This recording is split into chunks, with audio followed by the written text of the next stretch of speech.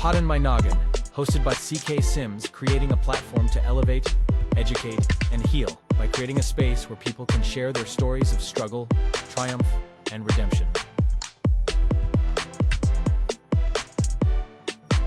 CKS Media.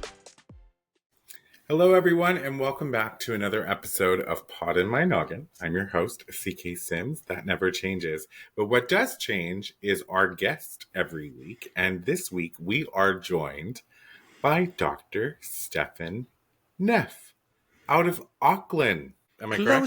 Close enough. Actually, Papamoa Beach, but it is in beautiful New Zealand. And yes, you're right. So officially, I'm beaming in from the future.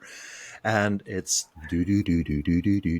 It's beautiful outside. So for those of you who wonder what the future will bring, it's sunshine. It's a nice, mild autumn morning here, or spring morning for you, and it's going to be amazing, the future. Yes, well, I like that positivity. We definitely need that right now, for sure. Stefan, I want to make sure I'm saying that right, because so you have a lot of accolades going on over here. Just to name a few, you are a retired anesthesiologist. That's right. But now you're a functional medicine practitioner. Now we're going to get to that in a bit. You're an author, 3 times an author. Like there's a lot of stuff going on here. Well, I'm easily getting bored. It's well, okay, fair. That doesn't happen. But all of the stuff that you have listed here is actually, like, to me. So you're a certified hypnotherapist as well. Wow. Okay. Well, so you're like a cornucopia of, like, well-being, if you will. Well, exactly. And this is the gift of post-traumatic growth. We all go through shit in our life, and whoever is running the show, if it is angels or aliens or supernatural beings, they really thought I'm a badass. I can take it. So they delivered heaps and heaps of trauma in my lifetime. And it allowed me to experiment. And in my early days, threw myself in exercise and into martial arts, because ultimately at an early age 13, I was the victim of a gang assault.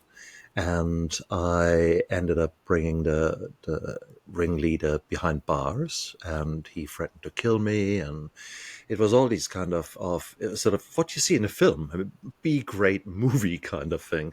But for me in the 80s, I thought that is real. And therefore, for the next 5 years after that assault, I did nothing but going to school and earning some money afterwards and then training. So I became Rambo, literally, until the age of 18.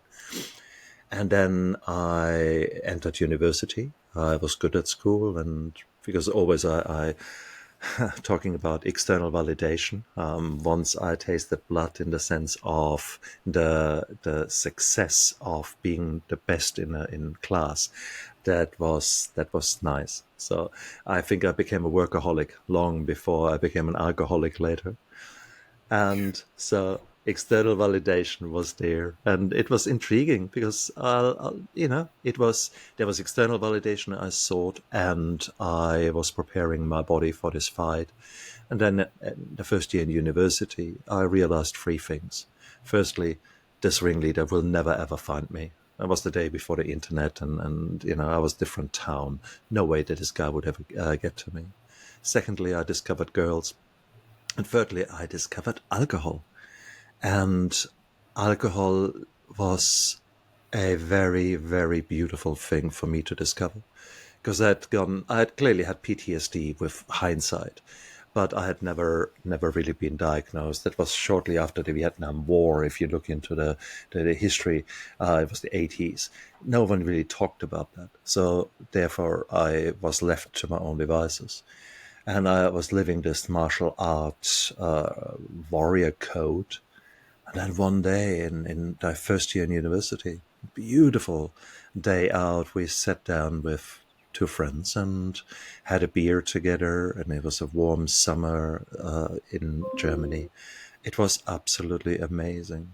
And suddenly I heard this laughter, and I looked around, and I thought, who's laughing so loud? And it was me. That laughter had come out of my chest. And it was the first time that dopamine washed over me in such a tremendous amount, triggered by all this realization. This huge flood came over me, and unfortunately it linked forever the relationship of alcohol and pleasantness, joy, happiness, those kind of things. So yeah. That's interesting too, because so you said you were 13 when you were attacked by this gang. Correct. And through your testimony and actions, you were able to imprison this man. But however, yes, you were correct. The internet didn't really exist at this point in the 80s. But it would have still been there, though, right? You Like, mean could he have gotten to me? Absolutely, yeah, yes. I think the fear is Oh, I see what you mean. like, Yes, yeah, absolutely. it's Yeah, you're so still right. there. The fear was always there, but it was not fear. It was the realization. It was a numbers game, basically. Yes, could he find me? But this dude was a beer short of a six pack. He was not the brightest, the sharpest tool in the shed. So no. I was reasonably assured that I would be safe from that. And in all fairness, new things happened. I threw myself in my studies as a medical doctor. I changed from martial arts more towards dance, towards other things. The girls became a big part of my life. So it was actually a really beautiful time. Alcohol was my friend because I was shy. I mean, the initial assault knocked my teeth out, and you don't get permanent replacement until you're 18. So basically, throughout my teenagerhood, there was any day, any moment, one of these teeth kept falling out, kind of thing. And you can imagine, as a teenager, you do not smile a lot. And so for me to change that, or to actually, in the first instance, to have these inhibitions and then have alcohol that melts these inhibitions away, and you turn into this completely careless person that still had his wits together. That was always the amazing thing to me. You see sort of many people do really stupid things on the internet under the influence of alcohol. That really never occurred to me because I had that kind of warrior instinct in me. So there was the PTSD, but there was also the realization, oh, God. So, it is, I'm not the best singer, and I'm certainly not the best guitarist, but give me a few drinks, I bring the guitar out, and within minutes, there are girls swarming around you like moths around a flame, and it was that kind of thing. So suddenly, I was this interesting person, and it was beautiful. And alcohol But was really, really great then. once again, external validation, Oh, right? touche. Well, Yeah. also internal validation, because I had recently a guest on my show who quite nicely said an orgasm a day keeps the doctor away. And I must say, yes, I was living very healthily at that time with the help of alcohol. Because ultimately, you've got, I was disinhibited, but I was in control. That also covered my sexuality. I could have an erection and control that erection at a certain level of alcohol for an hour or two. Now, that is quite impressive to many women. And, there we were. So there are a lot of advantages to alcohol that we often forget in the initial thing. So it is often a gift to us, even if it is in the long run a poison. And we know nowadays that there is nothing healthy to alcohol. I want to say No. that immediately. There is the glass of red wine a day for heart protection is bullshit. That has been disproven. We know that there are at least 8, some people say 12 different cancers are linked to alcohol consumption, even at low levels. So all that is part and parcel. But you never know that. I certainly didn't know that when I was young. I was using it initially just to relaxation. But if more and more trauma comes and you don't learn new coping mechanisms, you don't learn those skills that are far less destructive and far more productive, such as, for example, meditation, such as, for example, fiercely protecting your sleep, good nutrition, all those foundations on which you really build mental health. If you don't pay attention to that, if you burn the candle on all ends, you pay the price. And if you then mix in poisons, in my case, the alcohol, many other people, all kind of other things that they put into their body for recreational purposes, they all take their toll. But we never know it when we are young. We never know it when new trauma comes and you're falling back onto these old coping mechanisms that once upon a time served you well. No, I agree. So vodka was your choice. Vodka was ultimately the thing that least smelled and therefore least gave you away. It was clear and you could actually put it into drinks and mix it and could gaslight your significant other, say, no, that's only ginger beer, darling. No. That's only ginger beer. There's nothing wrong with that. Okay, you get the idea. Yes. So, but while you were cultivating your alcoholism, you were becoming a doctor. I was a doctor, and I was a very good one. I became a doctor. I then became an anesthetist. That's another 7 years of study on top of being a doctor. And then you do subspecialization. I went into pain medicine. That's another 2 years. And hyperbaric medicine. That's another, a year and a half, and so on. So I accrued all those accolades, but I worked hard, I played hard. I think that's fair to say. And so And the alcohol never interfered with that journey. Clearly. negative. No, negative.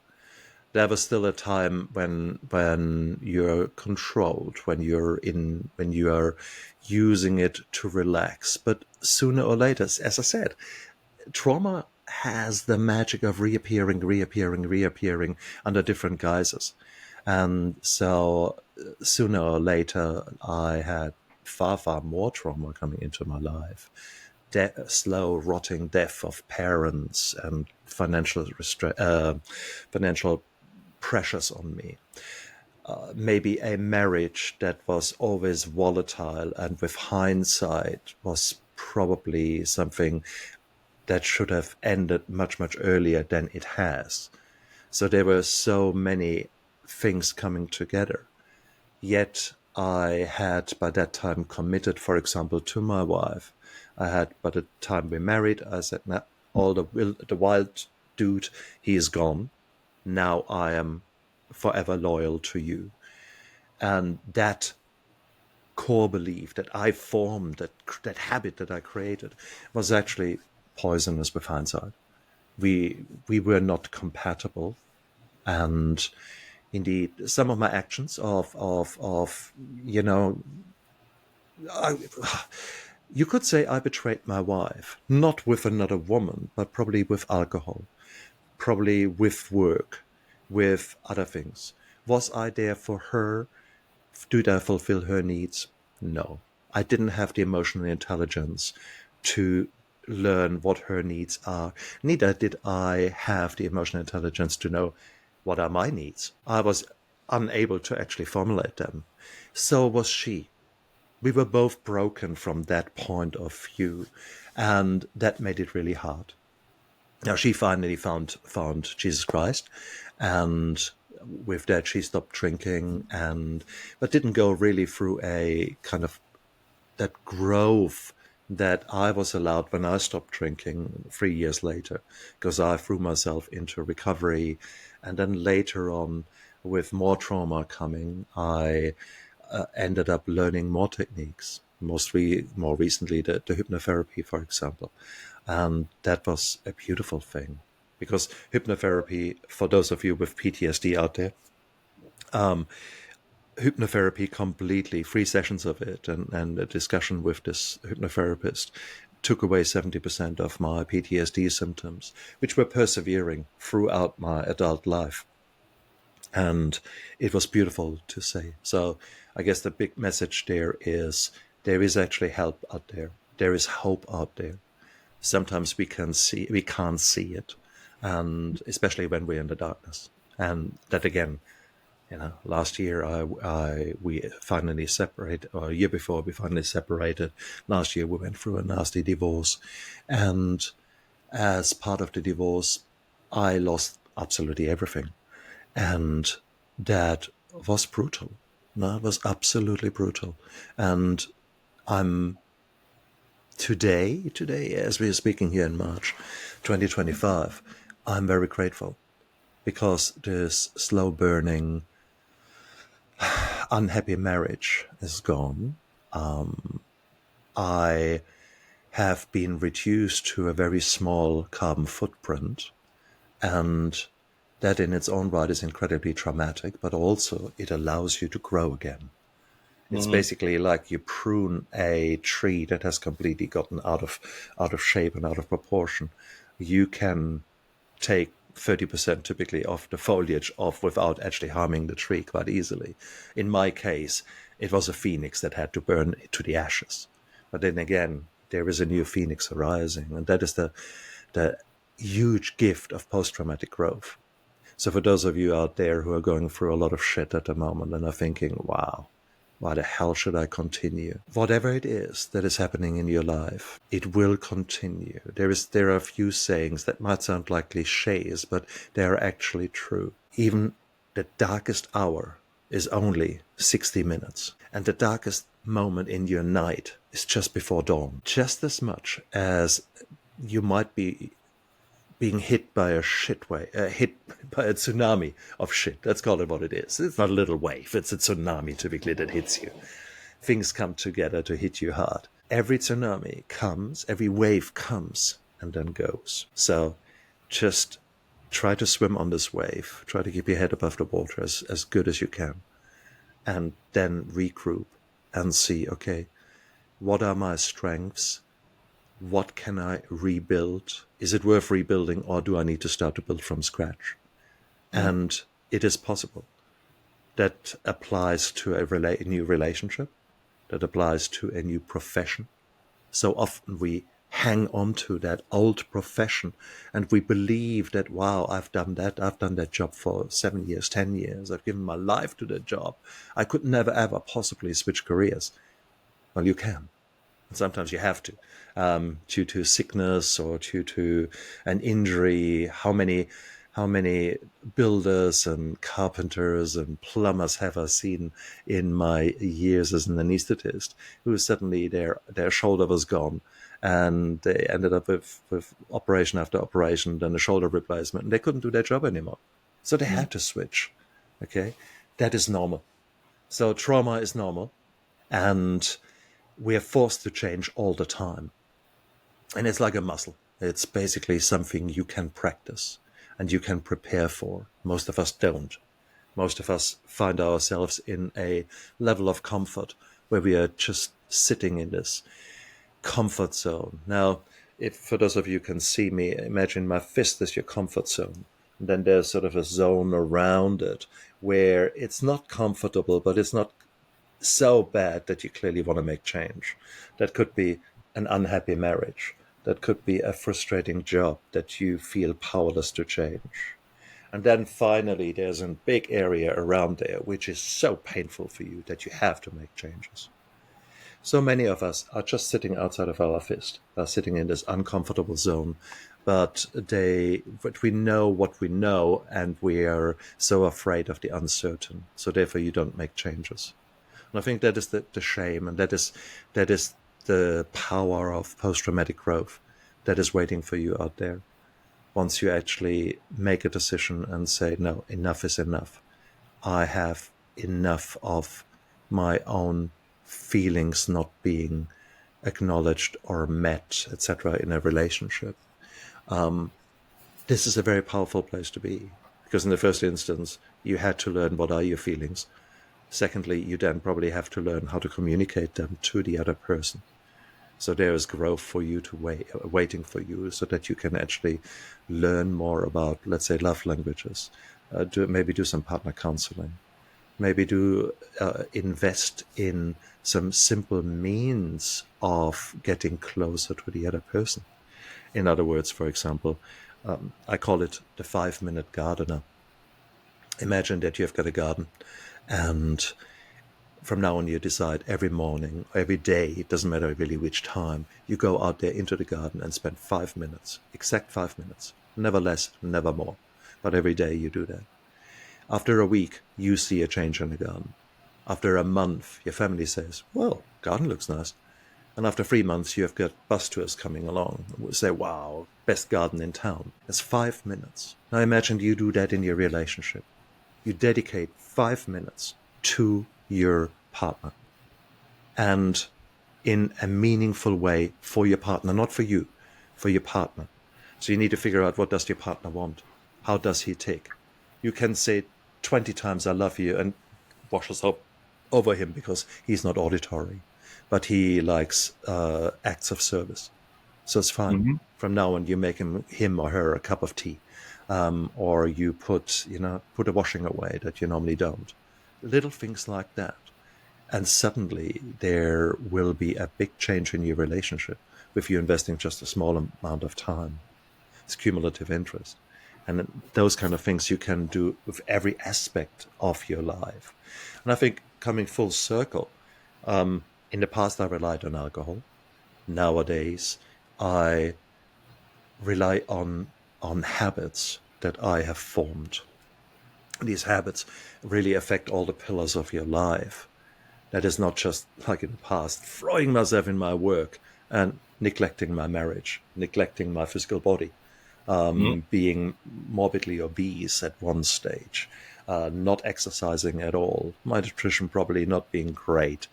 And nowadays I have changed so many things in these pillars so that my foundation is far stronger.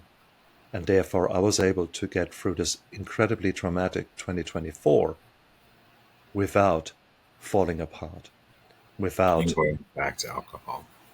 worse. I mean, there's at some stage in your life, you come to a point where the voices in your head are saying, come on, man, you're fat, you're 58, you are unlovable, you're a failure. Look, here you are, with failed marriage, failed everything. Who are you? Why do you want to continue, you piece of shit? You know, the Mm, negative self-talk that we are so yes, good of in? course. Exactly. We've got about 80,000 thoughts a day, 60 to 80,000. Of those 60 to 80,000, 80% are negative. That's coming from a time in our past where we always were looking out for the saber-toothed tiger, where we're always looking out for the danger, which is great. But there's always this fear, this a lot of behaviors that are deriving from that. And Mm. this negativity, is one thing. That's the emotional intelligence, where you need to learn to cross-examine those thoughts and to actually say, am I a failure? Let's look at the evidence for that. And then very quickly you have to say, well, actually, no, I'm not a failure. I failed in that marriage. And these are the reasons, but I've already rectified them. I already can talk about it without actually getting angry or sad. I've actually, dealt with it. That's beautiful. That's strong. So it's so interesting because, like, I'm listening and you speak very eloquently. So like you're talking about right now, cognitive restructuring is what you're explaining, right? It's Mm, the act of reprogramming one's thoughts. absolutely. And I loved how you talked about your pillars and habits, which, if you want to, for people at home or who are watching or listening, if you really want to take what he said, which was beautifully spoken and articulate, and break it down in a fraction to its smallest form, it comes out to consistency is key. Showing up for yourself habitually will establish your pillars, will strengthen your Mm, pillars, change your whole life, as you said, right? mm, It's a it's a beautiful thing. And what's also really beautiful is, I like, a lot of what you're saying is actually resonating. So I didn't have a wife or go through a nasty divorce, but I've been at a point in my life where the negative self talk almost won, right? But it was the my habits. I was looking out always. I spent my life looking outside, saying, oh, it's that's fault, or there's something against me, or there's a universe, or pissed off God, or whatever the situation may be. It was always like external. It was never me accepting that I'm the problem. It is me, technically, right? And looking inwards and saying, okay, well, if I'm the problem and it's within my control, how do I change that? And yeah. So I love that. So showing up for yourself, habits, yes. We're going to take a quick break and we're going to come back. Partner today with CK Sims and Poddin My Noggin to get in front of an audience that cares. You will be supporting mental health stories, tales of resilience, and uplifting content, aligning your brand with bringing goodness, authenticity, and kindness front and center.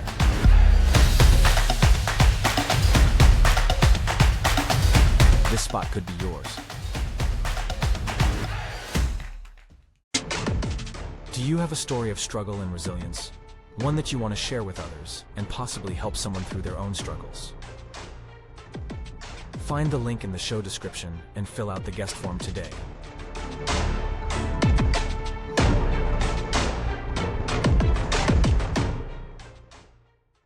Welcome back, everybody. Before the break, we were talking to Dr. Stephan Neff, but Stefan for short, a retired anesthesiologist, functional medicine practitioner.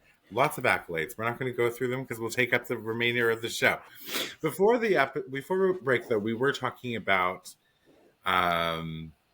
your experience at 13 and going through life, and then your marriage, and how it was the result of you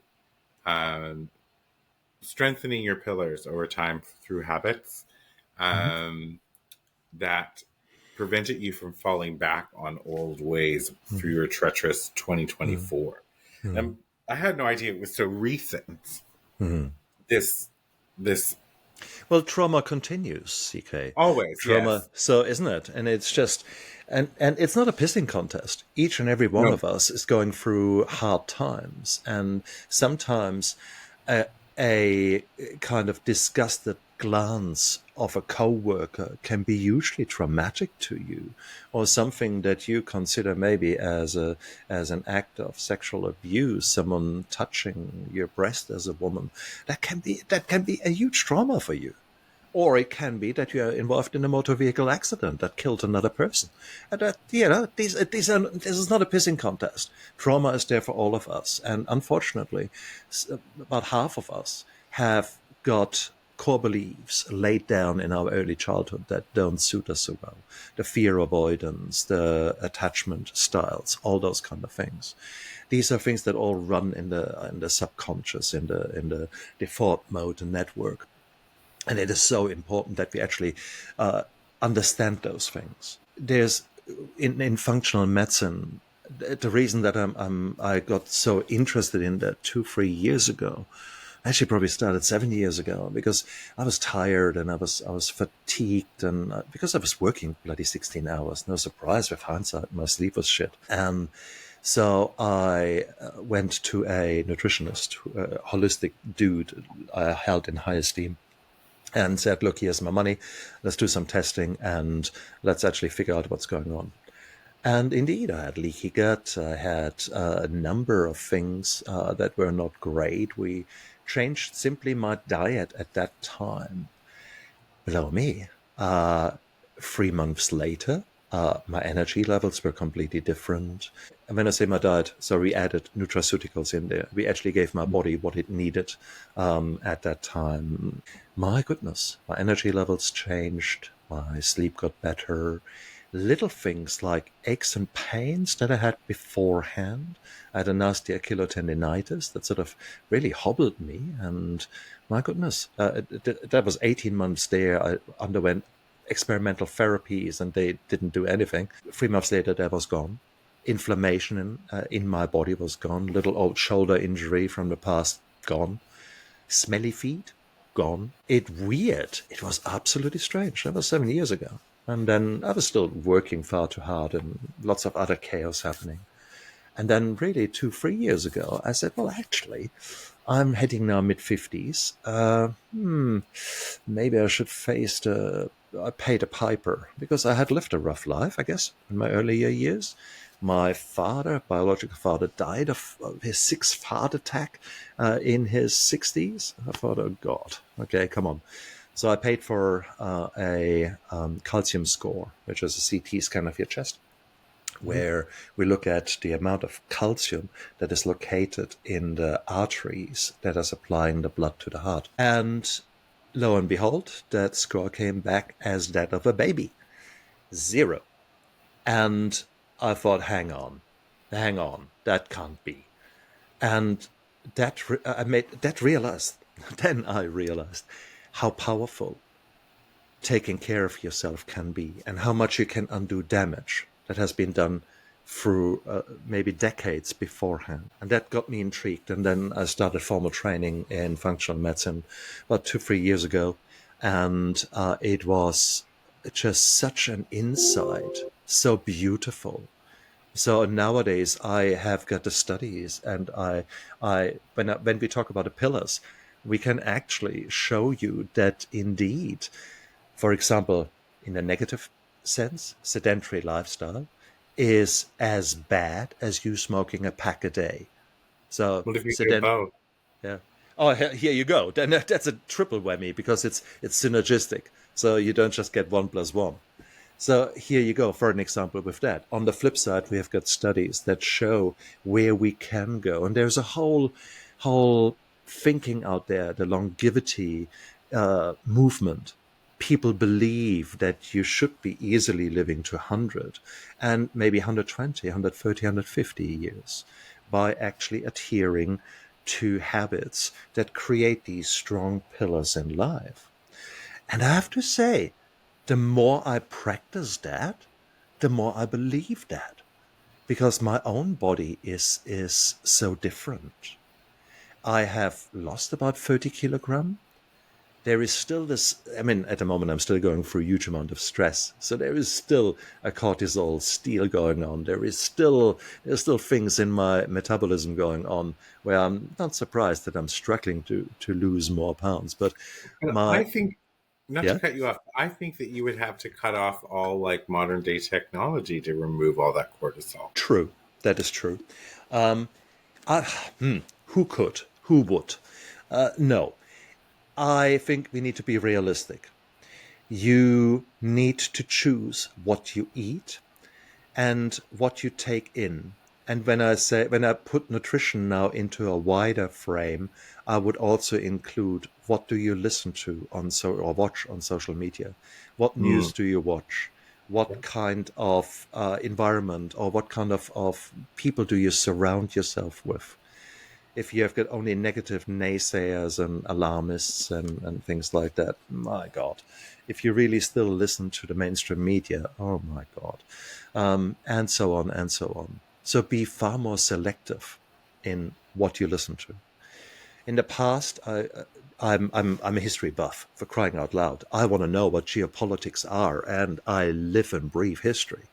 And history means right now, politics included. But what I do see is that 80-90% are information campaigns that we are exposed to. There is so much bullshit out there. You nowadays really need to, if you really want to still listen to mainstream media, then please scan the headlines of, let's say, CNN, BBC, Deutsche Welle, RT, Russian television, China. So at least get the headlines of all the propaganda, and then you see what Al Jazeera, to get a bit of the extremist view there, and then put it all together and say, okay, I will never get that half an hour back, because likely it's not affecting you whatsoever. Well, So I think that's interesting that you bring that up, right? Because I have noticed more so late, like within the last year, 2 years, mm, there is just you cannot look at anything on the internet and actually just accept that as that's a factual article that was written. It could be, but it's a dangerous game. And no, the no. situation has now caused us, we have to disseminate our own information and fact check. Absolutely. And but people Absolutely. take things at surface value, right? So they see a headline, it's sensational, they accept that as their truth, and then this is impacting Yeah. their mental health, their physical health, A all of good, these things. absolutely. And from a doctor's point of view, coming back to functional medicine, um, 2, 3 days ago, I saw the headline, we've got scientific evidence, low-carb diets increase the risk of colon cancer. And I thought, huh? And I looked into that article, and it was a sort of not a scientific article. It was just sort of the thing that you see on Google that is displayed to you.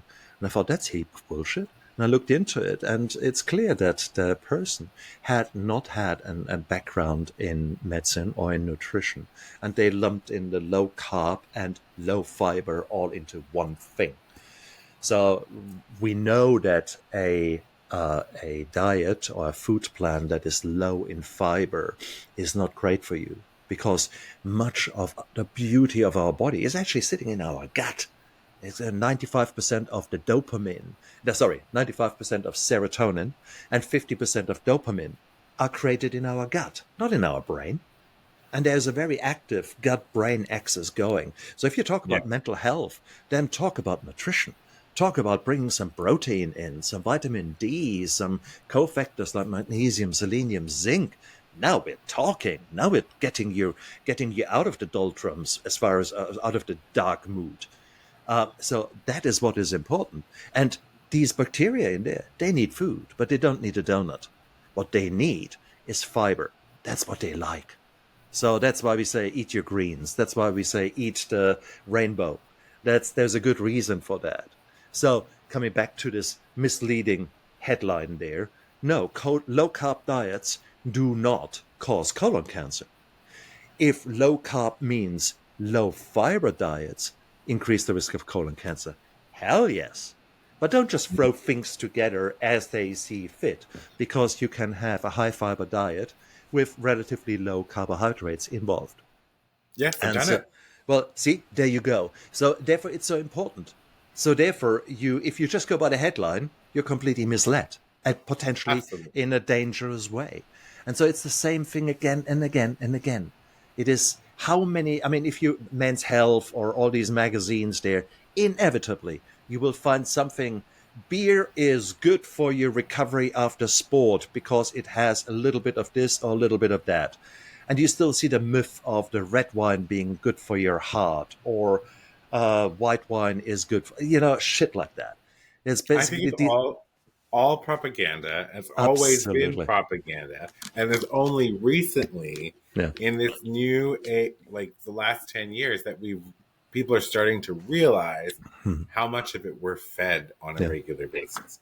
Now, there's what I find the most upsetting, though, is that there are papers, magazines, news places that they're not even trying to hide it anymore. Yeah. It is just from another planet type reporting, and I'm like, I see the a headline, and I'm like, Yeah. really, really. So, but yes. So you were talking about nutrition. I like the nutrition thing, and then broaden the nutrition scope to be what you're taking in as well, like what you're listening, what you're watching, what you're reading, who you're surrounding yourself by. I have a allergic reaction to negative people. Like I don't even know what, but I wasn't always that way. It took the change and to focus on healing and to bring myself, strengthen my pillars, if you will, to get to a point where I have a very close circle of friends, very small, and I'm very selective about who comes into my environment, because nothing, and anybody who's listening can write this in your little black books. I don't know anybody who has a little black book, but I've got a red book. nothing is worth your peace. Nothing. Having said that, you were saying, just 1 second, you were talking your little black book. I've got, well, mine is red and black. It is, but exactly. But I so recommend you all to actually get yourself a little book like that. Yes, your laptop can certainly collect data, and so does your phone. But in reality, there's a power in you writing things down by hand. So Yeah. write it in your black book, because it affects a complete different part of your brain when you write things by hand compared with writing it in the computer or tapping it in shortcode onto your phone. So you're actually, with journaling and writing things down, you take back power. And that's one of the many things that I find incredibly beneficial. Now, from a high achiever and perfectionist point of view, I always wrote to-do lists. But my Yes. to-do lists in the past, Superman on speed would have not been able to do just a fraction of what I was putting on my to-do list for the day. And so at the end of the day, I would look at it and say, you didn't even do 3 things. You're a failure. Yeah. So, no, nowadays, create lists. Absolutely. Hold yourself accountable, but create win lists. Create lists that you actually write things down, smaller, more manageable, more achievable goals, and then tick them off. Or I sometimes, when I'm in quite a negative mode, when the voice is in my head telling me what a failure I am, I literally write a little win next to washing up. Then maybe I have tackled emails which I knew wouldn't be good. But I've done them. I would write a big win, WIN, next to it, and tick it off. You're actually celebrating wins. And that's how you get a gamification of your life happening. Okay, so it's not just for the little children which have star charts. Okay, you should have your own star chart. I share something with you, and I will recommend this as in addition to what you just said. So I am the same. I have to have a notebook. I have to um, go like write my things down, and they're usually very realistic. And I sometimes I'll make little notes for a day, or it's notes for the week. These are the things I have to tackle this week. Hmm. Now, let me tell you something that I do in addition to what you just said. I don't do the big win. I'm gonna actually incorporate that. But while I'm going through life and I'm referencing my notebook to see that I'm still on track, if something happens and I do it, then I write it on my list and then I check it off. Because just because I didn't think about it before doesn't mean it's Absolutely, not a part absolutely. of something I accomplished, right? I love it. So yeah, I it's my like sort of positive Yeah. reinforcement to myself. I'm Oh, like, you know what, you did absolutely. that. Because how often do you end up in the evening think, well, what did I do today? Look, you bloody failure. You were lying there on the ground. Well, I love to lie down when I work. So you were lying on your tummy and you did fuck all, basically. And with me creating exactly those lists where you say, actually, I did email, I did Podmatch, I did this, I did that, I did that. There might be 20, 25 things there that I actually have achieved, and things that came out of the blue I immediately dealt with. And by the Yep. way, I did 2 kilometers of swimming. And by the way, I actually, when I went up the stairs, I said, stuff it. I go 10 times up the stairs because I want to work out my quadriceps. I actually did exercise snacking during the day. A great, great thing. I want to throw that in here before we get sidetracked with something Did else. you say exercise snacking? That is correct. Exercise snacking. We all know that activity is good, and there are recommendations out there. You should do maybe half an hour of walking a day, or things like that. Certain step counts, 10,000 is sort of a good step count to achieve. The reality is, yes, this is all very good, and people try to have a busy day and then they go for a walk. It's beautiful. You're out in nature. It's all great. But for some of us, there might be better solutions there. Because how often do you stand, or are there little moments of time during the day that you have where you do nothing? Where you might be waiting for an elevator, or where you might be waiting for the kettle to boil, or where you might, etc., etc. So there was a beautiful study recently done where they compared sedentary lifestyle, basically doing nothing, compared with a half an hour walk, compared with every 45 minutes doing 10 squats. Now, they found that the squats were as efficient and as good for blood sugar control as the walk in the evening. So I have increasingly incorporated that into my day. Initially, I set myself timers every 45 minutes. Beep, beep, beep. Okay, so I did 20 push-ups and I did 10 squats and just got my heart rate a bit up and then continued. And it's actually very easy to incorporate. When I get up, make myself a coffee, then I will do leaning push-ups on the table and do 10 squats. End of the story. It's just part of me getting a coffee. And it's those kind of things. These are called exercise snacks or activity snacks. And that is an absolute perfect way of incorporating exercise into your day. There is no excuse for you not to exercise. And if you hate the word exercise, then call it activity. Because there's no reason that you could not wash up. And whilst you're washing up, dancing. And when I was a young man, I did the washing up in a kung fu position, so low down, sort of crouching tiger kind of thing. So I was doing a maintained squat, so to speak, whilst I was washing up. You can. It's only up to you how you incorporate it. You can dance, you can but do it regularly. Make yourself activity snacks, and that works so perfect. Also, if you want to lose. One more tip. Just before you eat, do 10 squats and 10 push-ups, leaning push-ups against the wall. Doesn't matter, but 10 squats. What you do is you actually use up some of your glycogen, so that the storage of glucose in your muscle. So the muscle says, ooh, we need more.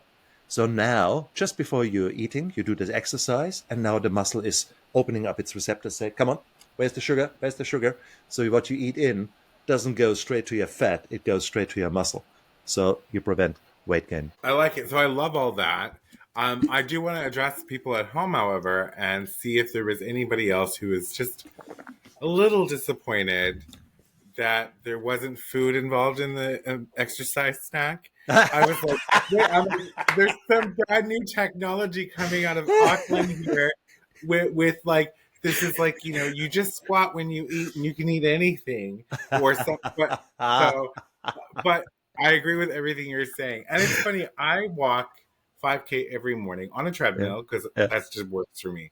But I'm always, because I work sitting down, I'm always, when I'm doing something, doing some weird movement. I look bananas if you don't know me. I'm always like moving around when I'm standing up because it's just like, I'm like, ooh, I gotta, do something because I'm sitting all day. Yeah. But yeah, so that's great advice. So I want to, so you have your own podcast as well, right? Mm-hmm. It's called Neff Inspiration, indeed. There we go. And now this is a question for you that's actually, probably I would only ask it. Are you actually from New Zealand? Negative. No, it's German. Oh, okay. That's it. I thought so, because I was like, I was like listening to you talk, and I'm like, doesn't sound New Zealand, but I'm like, I don't want to just be like. No. I come from Germany, but I lived around the world, and so yes, I'm truly cosmopolitan, and Perfect. That's the way I love it. I want to let everybody know as well. You can find out more about Stefan on. Give me 1 second. Neffinspiration.com. Website. What is it? Neffinspiration.com. Oh, it's not listed here. Neff Inspiration. So NEFF Inspiration.com. All in one word. And you will find everything. You find links to my books. You find links to my show. I'm trying to do every day. I try to put an information article out there. And yeah, it's a wealth of information there. Love it. And that's the other thing I want to make sure we mention as well. So, like, you have your first book was My Steps to Sobriety. Mm-hmm, indeed, which has just been released in third edition. Okay. So there you go. That. exactly. Okay. So now I We are want to we're see. I'm flipped. hoping that you have close to you, Esme, The mindful the mouse. mind. Do you have that close Yes, by? I have. Bear with me. I'll get you. I forgot to bring little Esme out.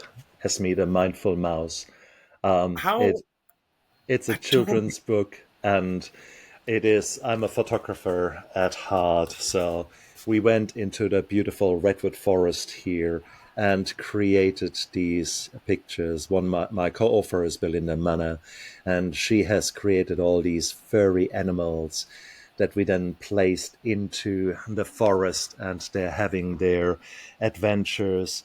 And Esme, as a little mouse, she's very vivacious and bouncy. And with that, living her life to the fullest, she often does silly things to her friends. And her silly things, not by accident, but she runs around and steps on someone's foot, or she messes up someone's bed in the forest, and they get upset with her and they're angry with her. And she is wondering, am I a bad mouse or have I done a bad thing? And Mm, it is this beautiful journey of her being guided by this mystical caterpillar. And she learns at the end, when all her friends who were angry at individual times all come together and give her a hug and tell her that they love her and want to be with her. They tell her, no, you're not a bad mouse, but you have done a bad thing.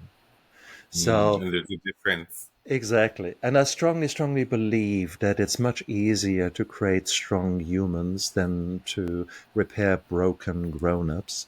So therefore, if you can actually start earlier with things like meaningful conversations around topics of mental wellness, Yes, let's create mental wellness. Let's create strong beings. Let's and not especially focus. in boys, Oh, please, especially in absolutely. boys. Exactly. So And then you have Depression Lied to Me Too is another book that you've written. that is One correct. last question, because you're a fascinating individual. There's so much here that you've written that I wish we could have unpacked, but go to neffinspiration.com and you will learn about it all. All of these beautiful drawings, it looks Hmm? like behind This you. the trunks. Oh, behind me. So no, that is at the moment. I'm after divorce. I'm living in a apartment that is that of my friend, and what you've got there is Paris. So Arc de Triomphe, and you've But are got they? the Eiffel Tower, Tour de Eiffel. There you go. So that is just a print of various things, but it's ideal as a background for recordings. So Yeah, as they're gorgeous. oh, thank you. So as always, so and in all between you and me, behind there is the toilet door. So in reality, is you create your future, and sometimes you have to put a bit of lipstick on a pig. That's absolutely fine. Whatever darkness you're going through, do your best right now to actually help yourself, and that might be that you just give yourself a huge hug. For those of you who don't know the technique, it's called havening. And I want to leave you with that. What I'm doing for those of you listening and not watching, so I've just given myself literally a big hug. I'm reaching around my shoulders. And I like to close my eyes and squeeze as hard as I can. Some people sort of stroke the arms. Doesn't work for me. For me, it's a big bear hug. I squeeze as hard as I can. Close my eyes. Imagine that broken person. Could be the little child in you, could be a younger version of you. And I give this younger version a huge hug and say, Stefan, I love you. You're gorgeous. You've gone through so much crap, and you're still standing. Look at you. You're an amazing being. Wow, I'm so proud of you. I love you, Stefan. I love you. And these 10, 15 seconds, I have released my own dopamine. That's Hmm. basically as if someone gives you a huge hug. So someone has given that person in me a big hug, and it was just myself. I have showed myself radical self compassion. I've showed myself self love. And it's such a beautiful, humbling feel. I actually feel a bit warm and fuzzy now. So it's the dopamine Beautiful that has been and released, humbling and isn't it? life altering. Absolutely. So, guys, there It is is hope. There is help out there. And please, please, please don't give up. It is, there will be a future. There's a future waiting out there for you. And actually, may I say, there is probably a sense behind it all. There's probably a purpose for you there. The trauma that you're experiencing right now is there for a reason. Because it's meant to make you stronger. It's meant to change you. It's meant to make you a better person, a better soul. So do not give up and learn from every teacher who comes into your life. And sometimes these lessons are painful. Thank you very much. If you want to learn more about Dr. Stephan Neff, head over to neffinspiration.com. That's NEFF inspiration.com. I will link it in the description as well, so it's easy to find. Thank you, Stefan, for being on the show today. It was a pleasure. It was an honor and privilege. And thank you to you for bringing out this beautiful platform where we can have open and honest and authentic conversations. That is what is needed in nowadays time. So thank you. My gratitude is there with you. Thank you. Everyone at home, get out there and live your wildest dreams, and I'll see you next time. For media and sponsorship inquiries, email info@cksims.com or visit cksims.com and fill out the contact form. Be sure to subscribe so you don't miss an episode. A new episode airs every Saturday. CKS Media.